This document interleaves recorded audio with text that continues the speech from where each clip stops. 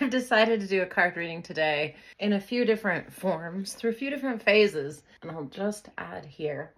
As someone who's in school and a student, yeah, I'm studying coaching and consulting and organizational leadership, but I also, got into film and editing and sort of acting. I haven't really had a creative outlet. And one of the things I think that's really interesting about content creation is that it's such a creative outlet. Like, one of the strange things in America is we think about things, we create things to sell them. And I'm not going to dog that. I'm just going to say that when you go into creating something with the idea to sell it, the come from is different than when you go into creating just because you love it and you're creating. And I can feel it here if I'm creating something because I'm like, I want people to watch it.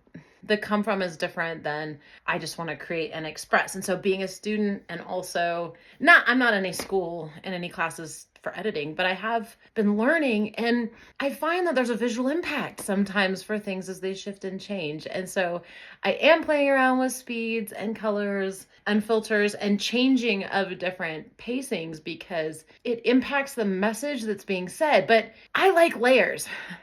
So there's the perception of what's being created on the surface, and then there's a deeper conversation about light changes and look changes versus tone and speed changes with what I'm conveying sort of vibrationally and energetically. And I'm just playing around with that. So it's going to look stupid and janky at first, but since I'm in the process of learning and exploring, I want to do that visual piece, or the video piece, I guess, actually, as I'm doing the educational piece on the coaching, because I do feel there's a piece of me when I'm fully expressed that will sounds so stupid when you say it, but it's true. I shouldn't judge myself saying it's stupid. Excuse me. It sounds overly self-important, I guess, to me at this time. So, not to tangent, Emily. I do feel a piece of my coaching, whatever, consulting expression will be online and in video. That's logical because that's kind of, a skill set that's being developed. So I want to do both at the same time. So that's why you're going to see me play around with lots of things. So anyway, I want to do a card reading. As I get ready, I'm going to read a different card in different phases of my evolution for work today.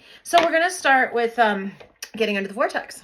And I just started with these cards. They're totally different. They're not like guidance cards. They're like cards designed to get you into the vortex, like it says on the cover. And since we've played around with, the deck of demons, we'll do that one in a little bit. But we'll just go with this one right on the top because that's perfect. It says, every relationship I establish is eternal. Abraham always says they have imagery very specifically. So every relationship I establish is eternal. On the back, and it's got that infinity sign. It's also 8, which is one of my numbers. There's no talkers, though. They need it. It is our desire that you come to remember that every relationship is eternal. I find this I've had so many issues with abandonment in my life, moving, I lost touch with people, and then reading a lot of the hiding from over graduate class or this class I took. It's easy to think we're losing people. And when you realize it is our desire that you come to remember that every relationship is eternal, and that once it has been established, it is part of your vibrational makeup forevermore. And that in your powerful now, where all you have become converges with all that you are now becoming, you hold the power to create. And so your observation of a situation, wanted or unwanted, no matter how remote you believe yourself to be,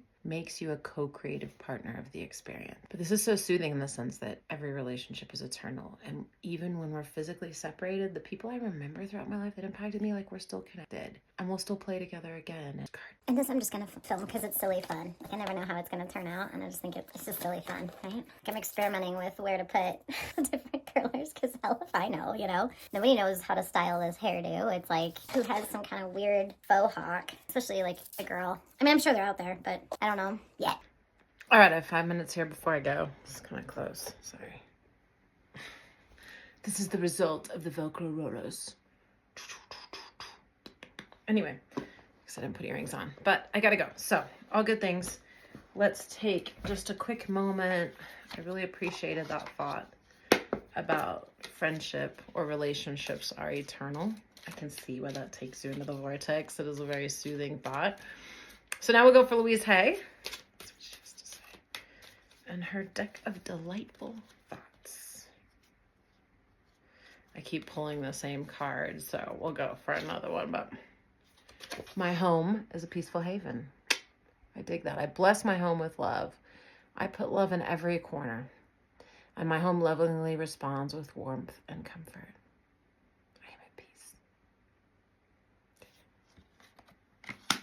Have a great day.